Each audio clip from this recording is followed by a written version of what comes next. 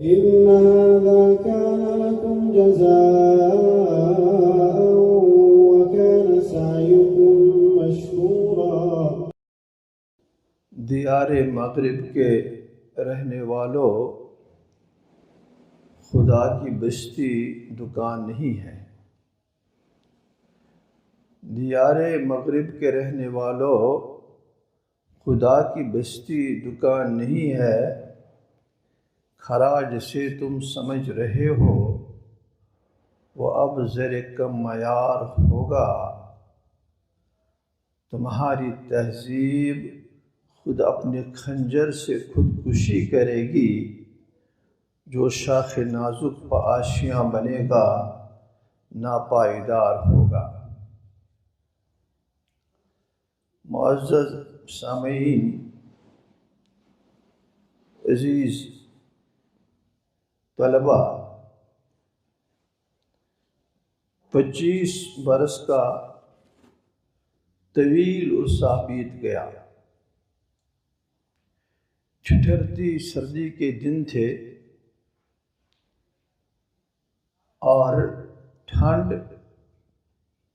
اپنے نقطۂ عروج کو چھو رہی تھی۔ 1996 کا زمانہ تھا جب اس مادر علمی کی زیارت پہلی بار نصیب ہوئی تھی۔ اصل میں ان اداروں کے ساتھ یہ تعلق ہی کچھ عجیب سا ہے کہ انسان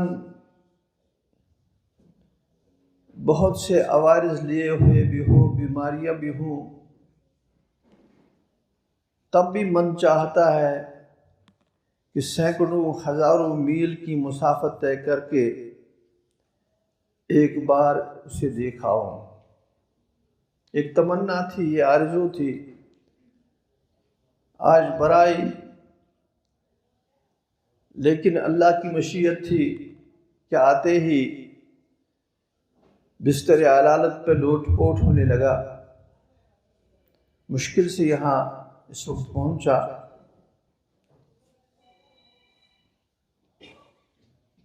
تو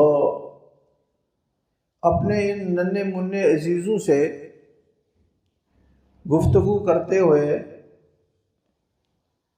انتہائی مسرت، طمانینت، نشاط اور انبساط محسوس کر رہا ہوں۔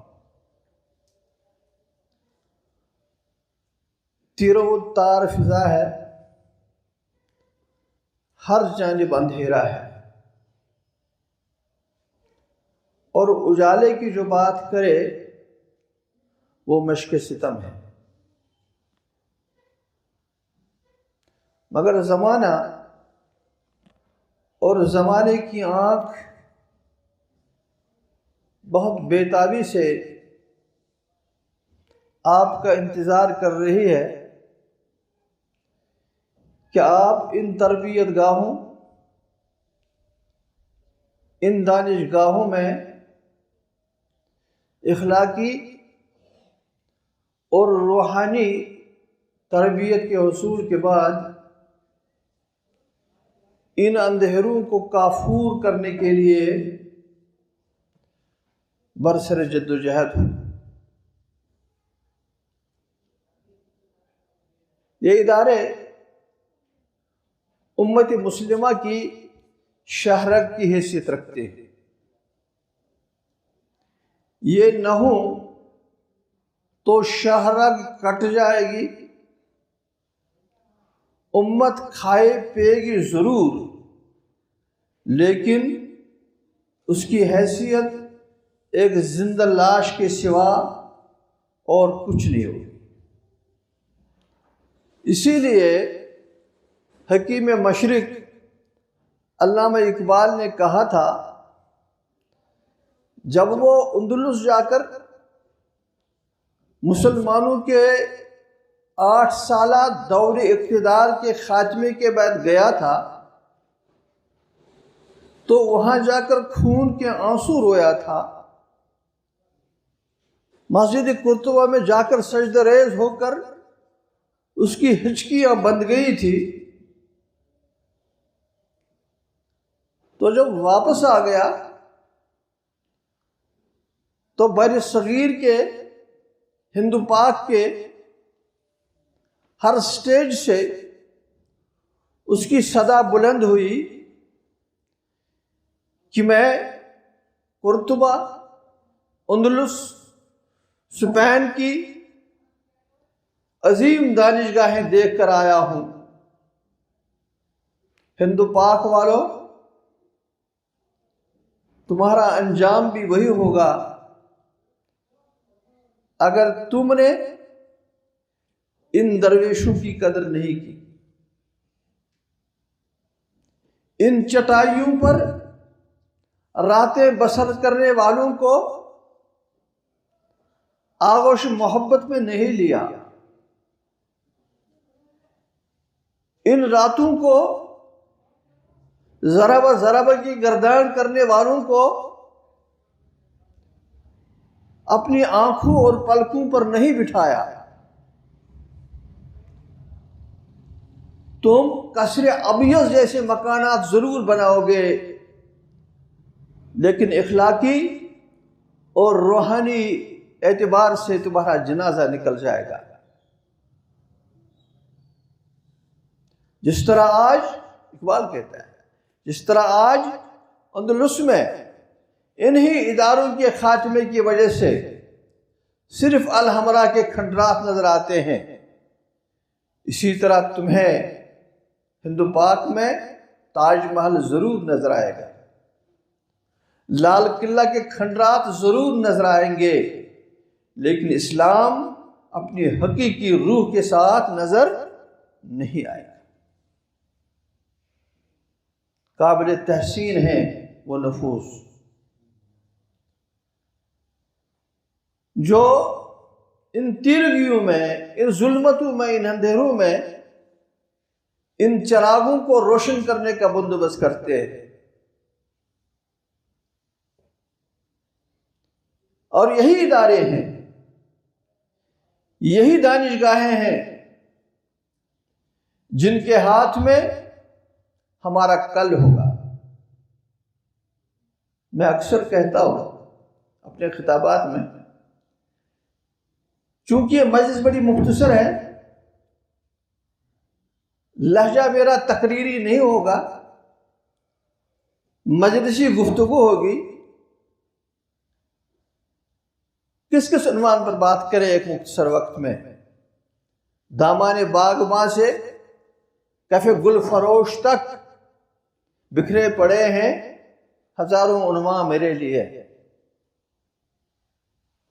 اکثر کہتا ہوں میں اپنے خطابات میں، آج کی اس تیر و تار فضا میں ہماری ان فلک بوس مساجد میں، ان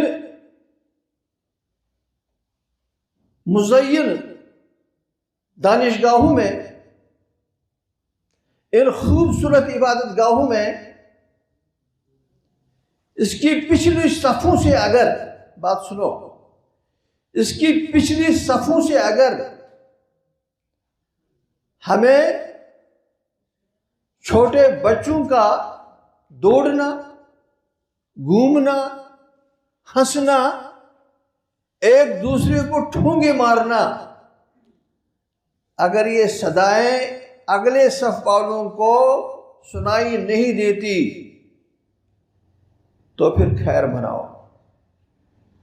یہ سب سے بڑا المیہ ہے، سب سے بڑا المیہ۔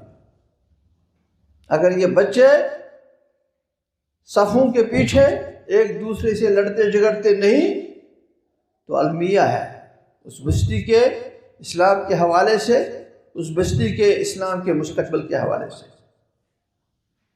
اس لیے یہی ہے ہمارا را میٹیریل، یہی ہے خام مال ہمارا،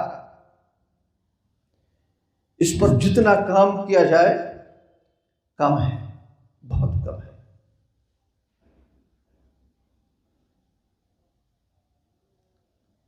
آج جس موضوع پر ہم بات کریں گے وہ تھوڑا ہٹ کے ہوگا. آج ہم اکثر و بیشتر والدین کو اپنے بچوں کی بہتر تربیت کے لیے آمادہ کرنے کے لیے اپنی تقریر کا ایک بڑا حصہ اس پر صرف کر دیتے ہیں قرآن و سنت کی روشنی میں. لیکن آج بات کچھ اچھوتی ہوگی کہ اگر ایک باپ نماز نہیں پڑھتا ہے، روزے نہیں رکھتا ہے، صدقات نہیں کرتا ہے، گھر کے ماحول پر اس کی گرفت نہیں ہے، سوشل میڈیا کا طوفان بدتمیزی اس کے گھر کی اخلاقی چولوں کو ہلا رہا ہے، دہلا رہا ہے، عریانیت اور بے حیائی پر اپنے گھر میں بھی قدغن لگانے میں کامیاب نہیں ہو پا رہا ہے. اتنا ہونے کے باوجود بھی اگر اس کی یہ کوشش ہوتی ہے کہ میں اپنے بچے کو درسگاہ میں ڈالوں، قابل تحسین ہے.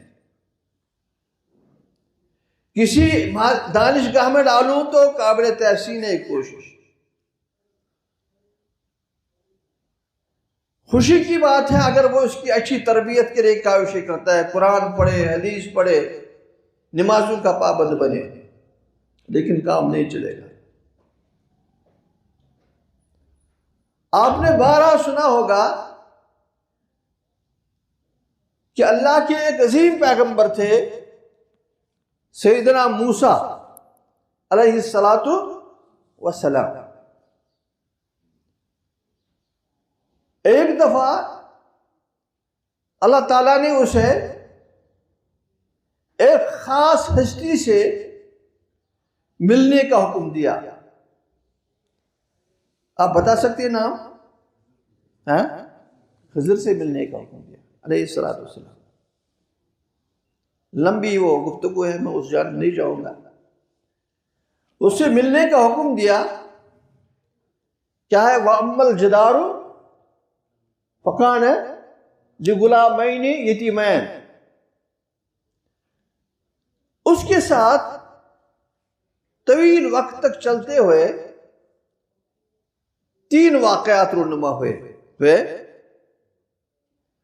ان میں سے ایک اہم واقعہ یہ ہے کہ ایک بستی میں گئے، تھکے ہارے تھے، بھوک نے نڈھال کر دیا تھا،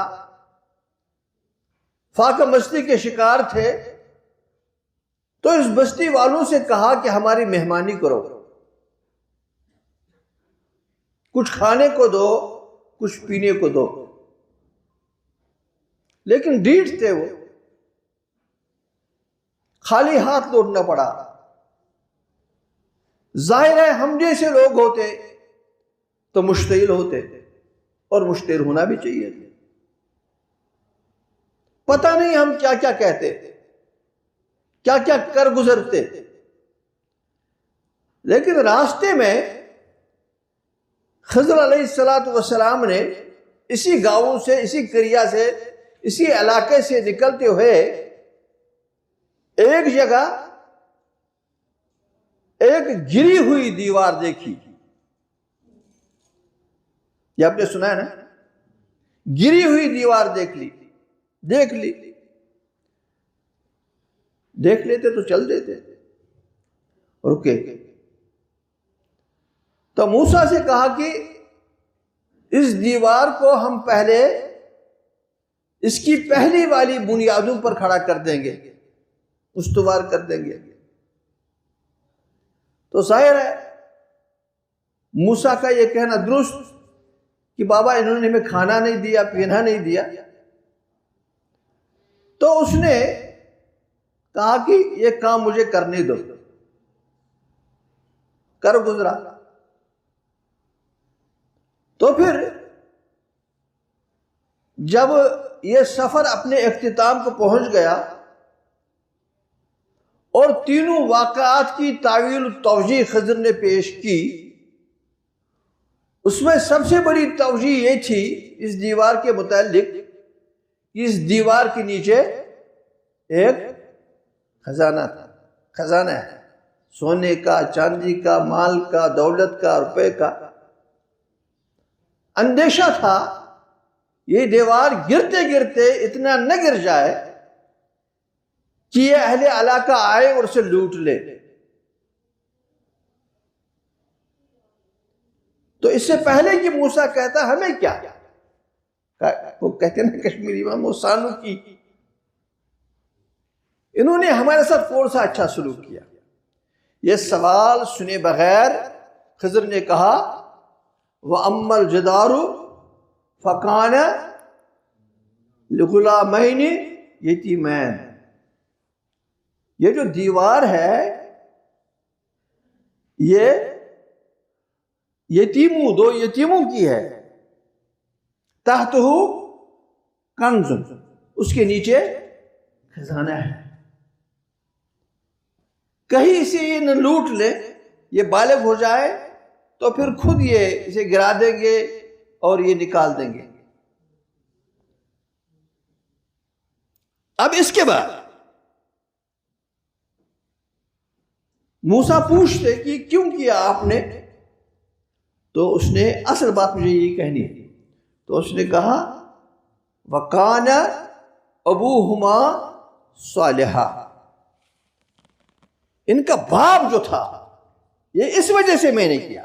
اندازہ کرو، میں آج بچوں سے بات نہیں کروں گا، بچوں کے والدین سے وہ آج اگر یہاں نہیں ہے تو برقی اور ان صوتی آلات کے ذریعے سے سنیں گے، دیکھیں گے. یعنی اس وجہ سے میں نے ان کا اشتعال دینے کے باوجود اس دیوار کو ٹھیک کر دیا. اس کی وجہ یہ بنی کان ابوہما صالحا، ان کا باپ صالح تھا. ثابت کیا ہوا؟ ثابت یہ ہوا کہ پہلے باپ صالح ہو، پہلے باپ صالح. باپ رونا روئے بیٹا نہیں مانتا ہے. باپ سیرت کو بھی کرے کہ بیٹی ہاتھ سے گئی ہے لیکن خود بھی نماز نہ پڑھے، خود روزہ نہ رکھے، خود عریانیت اور بے حیائی کے سامان گھر میں لا کر رکھ دے، یا 4 بجے 5 بجے اس بچے کو درسگاہ لے کے جائے، کام نہیں ہوگا. جب تک باپ خود صالح نہ ہو. اسی لیے حضرت عبداللہ ابن مسعود رضی اللہ تعالیٰ عنہ جب رات کی نمازیں پڑھتے تھے نا تو اپنے بچے کو جو سویا ہوتا تھا اسے اپنے سامنے رکھ دیتے تھے.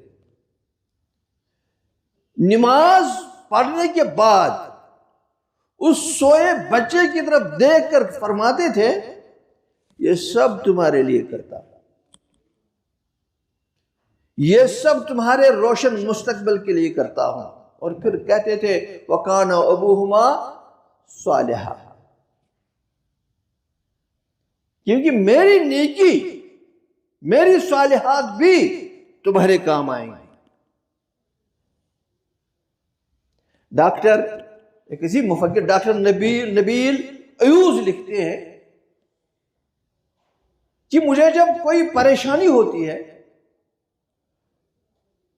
میں کسی ذہنی انتشار کا شکار ہو جاتا ہوں، تو میں ایک دم اپنا جائزہ لیتا ہوں، شاید میرے نوافل میں کمی ہے،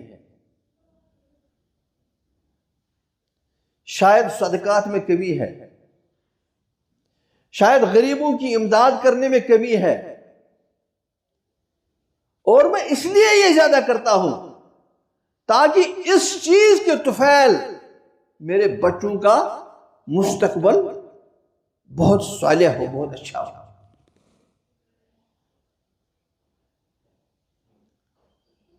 تو اس روشنی میں ہمیں یہ دیکھنا ہوگا کہ اپنے بچے کی تربیت کے حوالے سے جو بھی ہم کوشش کریں، اچھی تربیت کیا ہوتے ہے وہ کریں، لیکن اس بات کا بطور خاص خیال رکھیں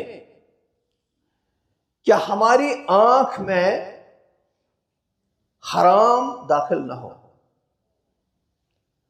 ہمارے کان میں حرام داخل نہ ہو، ہمارے پاؤں حرام کی جانب نہ چلے، ہمارے ہاتھ حرام سے تعاون نہ کریں۔ کیوں؟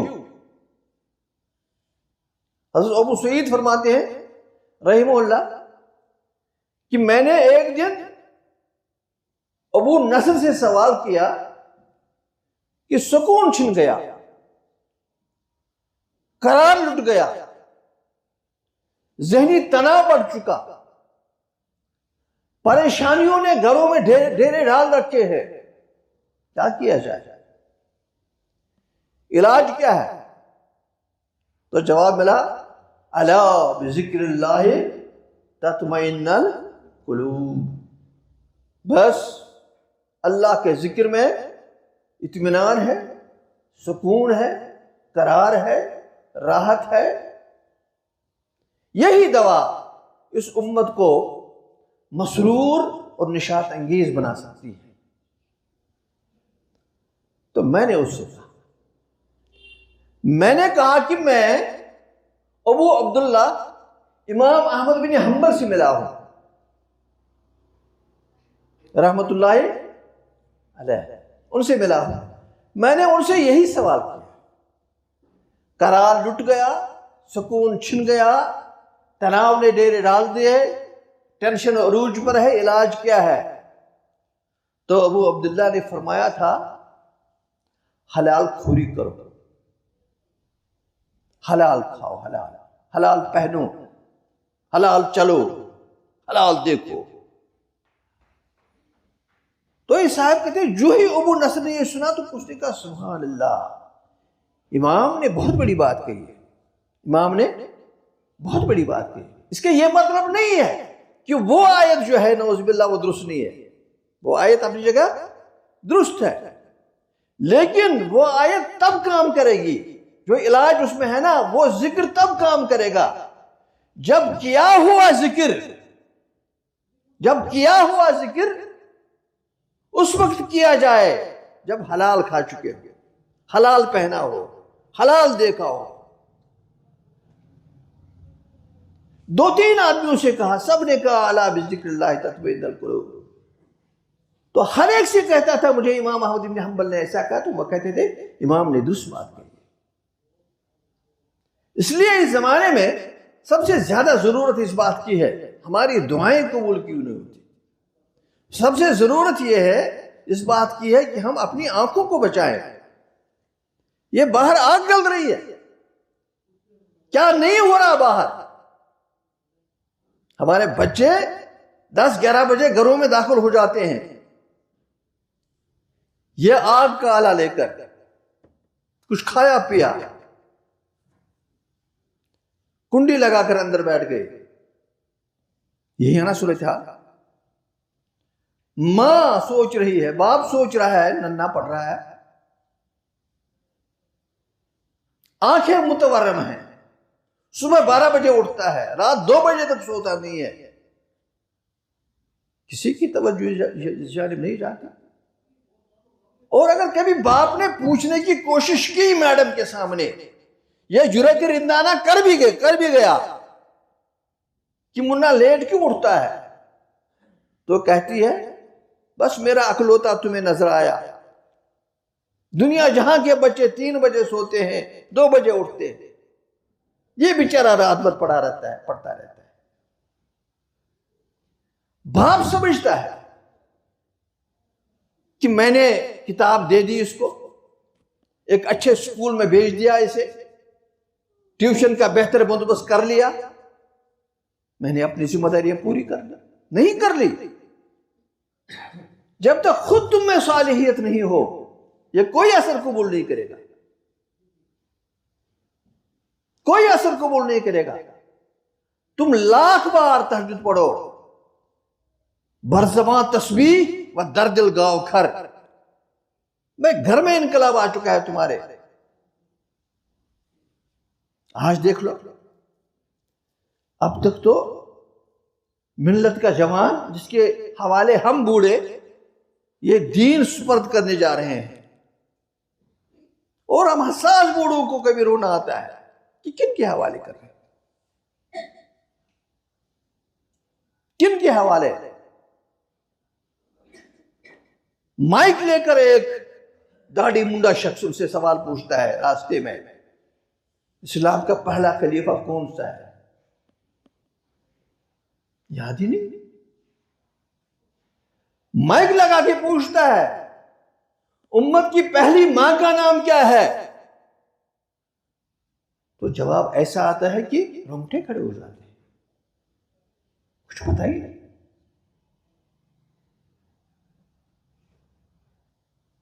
طفل میں بو آئے کیا؟ والد کے اتوار کی، دودھ ہے ڈبے کا اور تعلیم ہے سرکار کی۔ لیکن یہ شعر آج کام نہیں کرے گا۔ طفل میں بو آئے کیا والد کے اتوار کے، والد کے ہی اتوار غلط ہے، والد کے ہی اتوار غلط ہے۔ اس لیے والد کو سنبھلنا ہے۔ حلال کی میں بات کر رہا تھا، اس حوالے سے گھنٹوں بولا جا سکتا ہے۔ حلال کی میں بات کر رہا تھا، ایک مختصر تمثیل سے سمجھانے کی کوشش کروں گا کہ جب ہم کوئی گرم چیز ہاتھ میں لیتے ہیں کھانے کے لیے تو ہم ہاتھ ایک دم جھٹک دیتے ہیں، کیوں؟ ہاتھ کہتا ہے میں جل جاؤں گا، دماغ سے اسے میسج آ جاتی نا، دماغ سے میں جل جاؤ گے، جھٹک دو، جو بھی ہے کتنا بھی قیمتی غذا کیوں نہیں، جھٹک دو، جھٹکتا ہے۔ ہاتھ کہتا ہے مت اٹھاؤ بھی جب تک یہ سر نہ ہو۔ پھر یہی کھانے کی چیز جب ہم منہ میں رکھتے ہیں تو دانت کہتا ہے، دانت کہتے ہیں یہ نرم ہے یا سخت ہے۔ پھر یہی کھانا جب زبان پر آتا ہے تو زبان کہتی ہے یہ تلخ ہے یا شیرین ہے۔ پھر یہی کھانا جب ہم چباتے ہیں یا ہاتھ میں لیتے ہیں تو ناک کہتی ہے یہ تازہ ہے یا باسی ہے، کہتی نا۔ لیکن کیا ہاتھ، کیا ناک، کیا زبان، کیا دانت یہ بول سکتے ہیں کہ جو منہ میں آ گیا یہ حلال ہے یا حرام ہے؟ بول سکتا ہے؟ بول سکتے؟ یہ کون بولے گا؟ یہ کون بولے گا؟ یہ ایک مسلمان کی حیثیت سے ہمارا ایمان ہے، یہ ایک کتاب بولے گی تمہیں کیا کھانا، کیا نہیں کھانا، کیا پہننا، کیا نہیں پہننا، کیا دیکھنا، کیا نہیں دیکھنا، کہاں جانا، کہاں نہیں جانا، یہ کتاب کہے گی۔ یہ کتابیں نیس چیزیں دیگر، اس نے عرب کے بدموں کی تقدیر بدل ڈالی اور انہیں شاہ جہاں بنا دیا۔ آن کی آن میں چند برسوں میں وہ بدل گئے، چند برسوں میں بدل گئے۔ یہی کتاب میں آپ کو یوں سمجھاؤں گا کہ میرے ہاتھ میں ایک آلہ ہے، اسے کیا بولتے ہیں؟ ہاں بولو نا، موبائل فون بولتے ہیں اسے۔ اگر خالی موبائل بولیں گے، ہم تو بولتے ہیں خالی موبائل بھی، لیکن موبائل کا اگر ہم لغوی معنی سمجھیں تو اس کے لیے وہ نام کافی نہیں ہے. اس کے لیے موبائل کے ساتھ فون لگانا لازمی ہے. میرے ہاتھ پہ موبائل فون ہے. یہ موبائل فون جو ہے یہ وہ بچہ بھی بولے گا جو ابھی حفظ کرنے آیا آج ہی، اور وہ بچہ بھی جس نے 5 سال یہاں مکمل کیے. اس کا نام پی ایچ ڈی اسکالر بھی بولے گا موبائل ہے. اور ایک ان پڑھ آدمی بھی اگر وہ مجنون بھی ہو اس سے بھی بولیں گے تھوڑا سا، اگر اسے عقل ہو بولے موبائل فون بولے گا نا. اس کا نام ہے علم. اس کا نام ہے علم. علم ہوتا ہے جاننا، کچھ بھی جاننا، کچھ بھی جاننا. یہ ضروری نہیں ہے کہ وہ کتاب پر پڑھا جائے. اس لیے ہم کبھی کہتے ہیں، کسی آدمی سے ہم کہتے ہیں کہ تجھے یاد ہے جب ہم وہاں گئے تھے، شاید تم میرے ساتھ تھے، ہم نے وہاں یہ دیکھا. تو وہ جواب میں دیتا ہے مجھے علم نہیں، حالانکہ وہ ان پڑھ ہوتا ہے. اس کے کہنے کا مقصد یہ ہوتا ہے کہ میں نہیں جانتا جو آپ کہہ رہے ہیں. اور یہی علم پھر کتاب میں بھی ہے، اور یہی علم پھر قلم سے لکھا جاتا ہے. یہی علم پھر عصری بن جاتا ہے، یہ علم پھر دینی بن جاتا ہے نا. یہ جو علم ہے، علم کی بھی ایک حد ہوا کرتی ہے.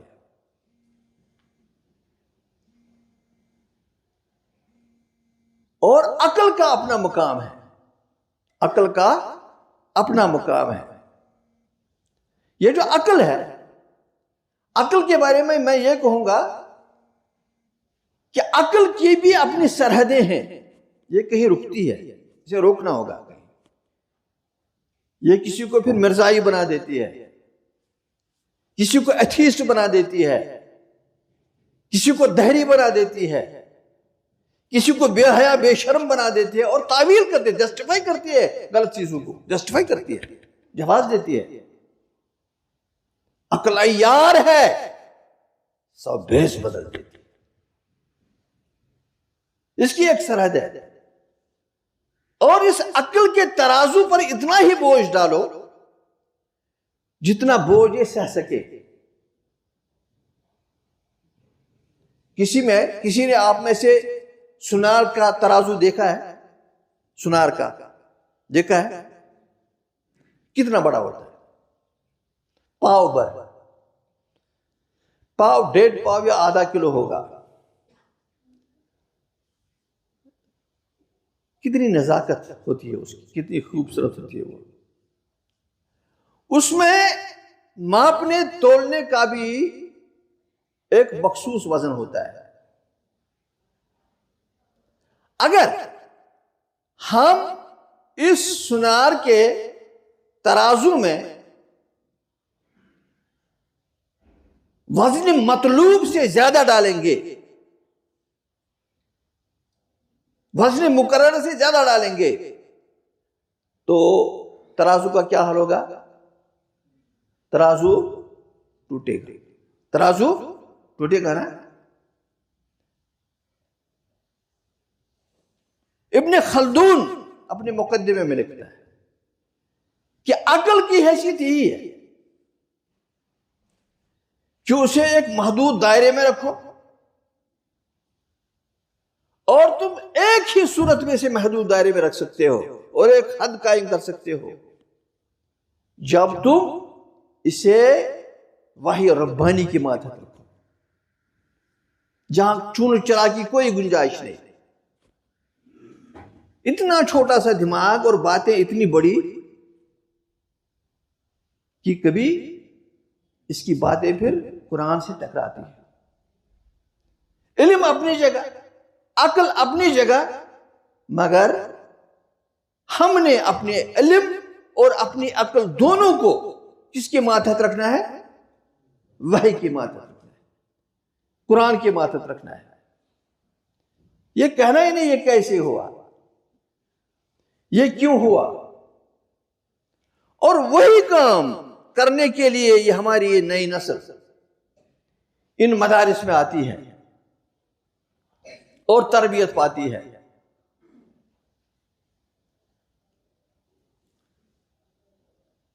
لہذا ضروری ہے کہ اگر ہم اس نئی نسل کے کاکل و خم روحانی اور اخلاقی اعتبار سے سنوارنا چاہتے ہیں، ماں کی خواہش ہے، باپ کی خواہش ہے، تو اس کے لیے دونوں کا صالح ہونا ضروری ہے، اہم ہے۔ ماں کی گود اس کی بہترین درسگاہ ہے۔ یہاں پڑھ کے جائے گا حیا، شرم، موبائل کے نقصانات، چرس، بنگ، افیون، ہیروئن کے نقصانات۔ گھر میں جائے گا وہاں اس کے الٹ ہوگا، اور ہر فرد کا ایک ایک عمل دین کے خلاف گواہ ہوگا، تو ظاہر ہے کہ وہ بچہ پھر دیندار نہیں رہ سکتا۔ ایک آدمی پھر انہیں اپنے قابو میں نہیں کر سکتا، بہت سارے آدمی اسے اپنے قابو میں کر سکتے ہیں۔ اس لیے یہ حلال و حرام کی تمیز بھی رکھنی لازمی، باپ کی صالحیت بھی لازمی، اور ان بچوں کے لیے دعائیں کرنا والدین کی جانب سے یہ بھی لازمی۔ استغفار کو، اس کے ساتھ ہی میں اپنی بات کو اختتام تک پہنچا دوں گا۔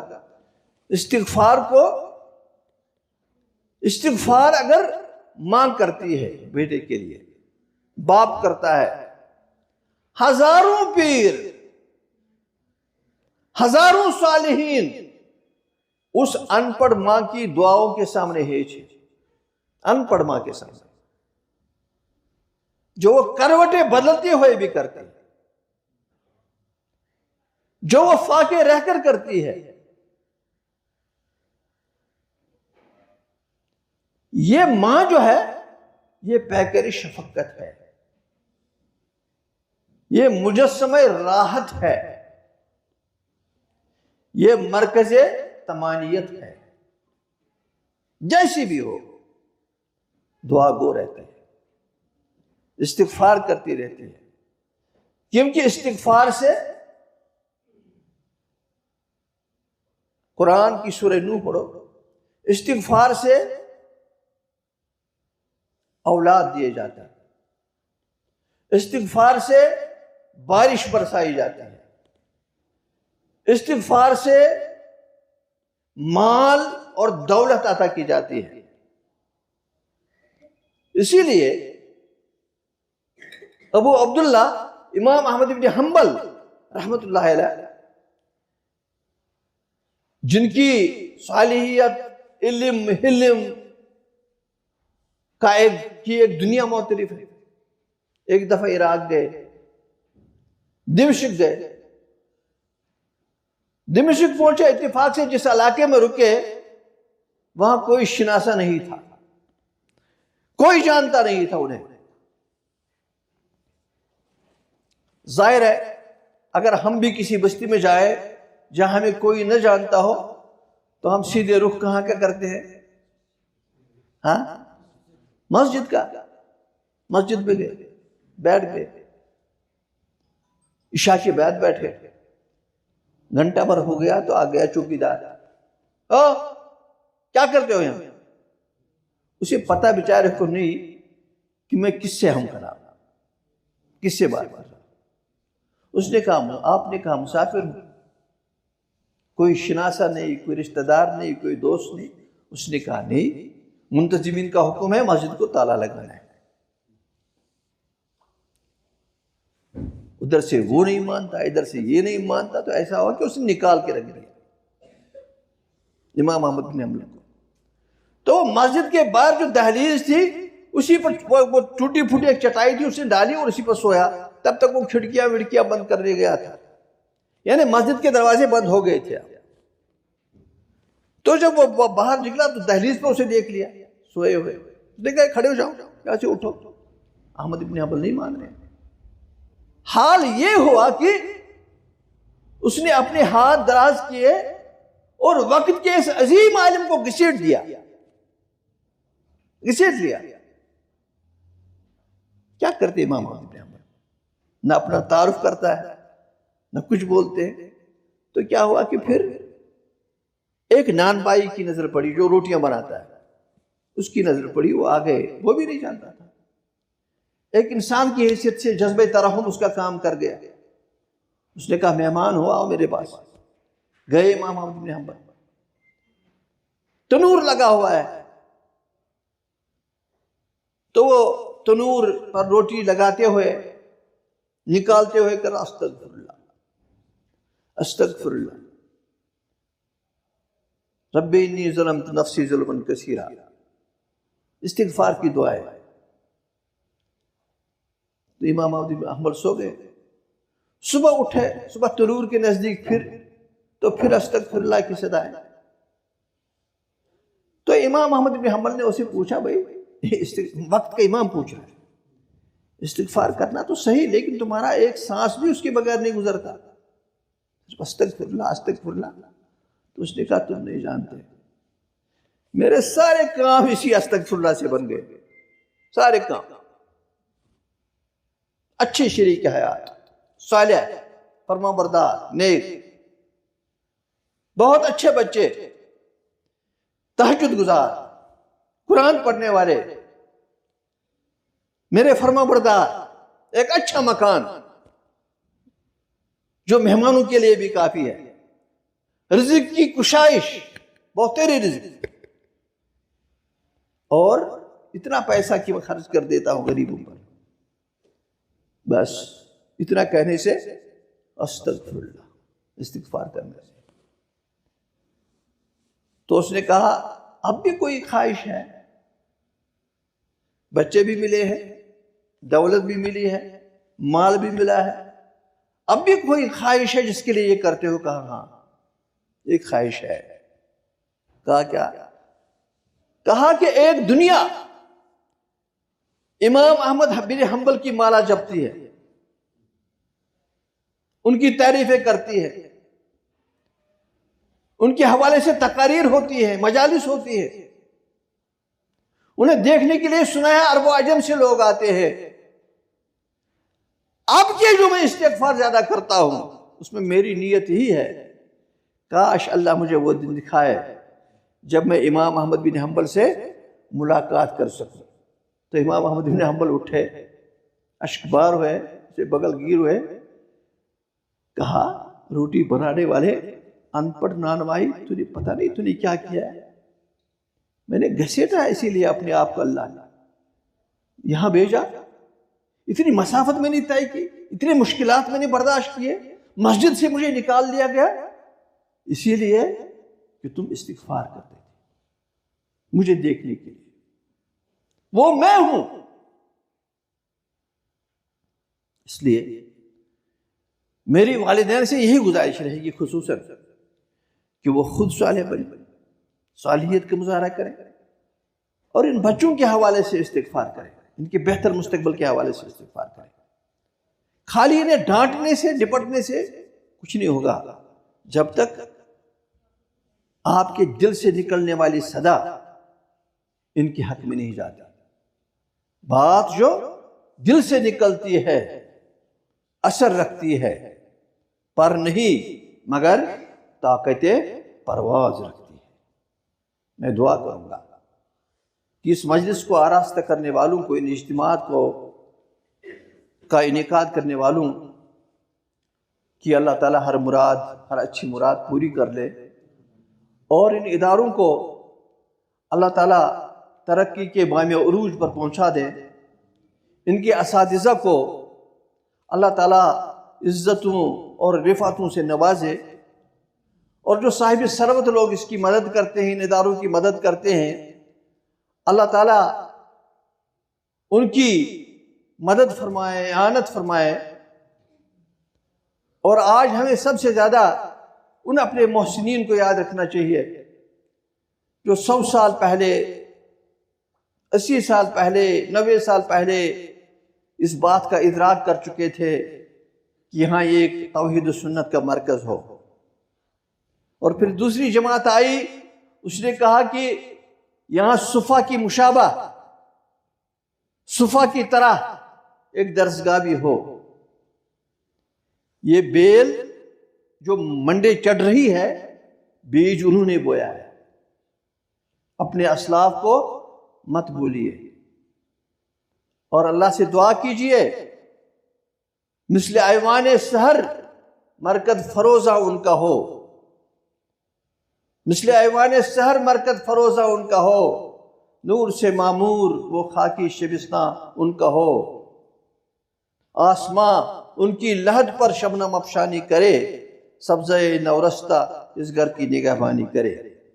اللہ تعالیٰ ہم سب کی حفاظت فرمائے، اس ادارے کی حفاظت فرمائے، اور اس کو چلانے والوں کی حفاظت فرمائے۔ میں جمعیت اہل حدیث جموں کشمیر کی جانب سے آپ سب کا شکریہ ادا کرتا ہوں اور تعاون مانگتا ہوں اس کے لیے جو جمعیت کام کر رہی ہے ساری ریاست میں، اس کا یہی کام ہے، دین کی ترویج، قرآن کی اشاعت، انسانیت کی بلا تمیز خدمت، مسلم غیر مسلم جو بھی ہو، چھوٹا ہو بڑا ہو، طبی خدمات، ہسپتال، ڈائگنوسٹک سینٹرز، وہ خدمات انسانیت کی انجام دیتی ہے۔ انسانیت آج ترس رہی ہے، اور ہم سب کو انسانیت کی بلا لحاظ خدمت کے جذبے سے سرشار ہو جانا چاہیے۔ یہی اللہ کی تعلیمات ہیں، اور یہی قرآن کا منشور ہے۔ اللہ تعالیٰ ہم سب کو ہمارے دین کو درست بنا دے، دنیا کو اچھا بنا دے، اور آخرت کو بہتر بنا دے۔ ربنا تقبل منا انک انت السمیع العلیم۔ السلام علیکم ورحمۃ اللہ وبرکاتہ۔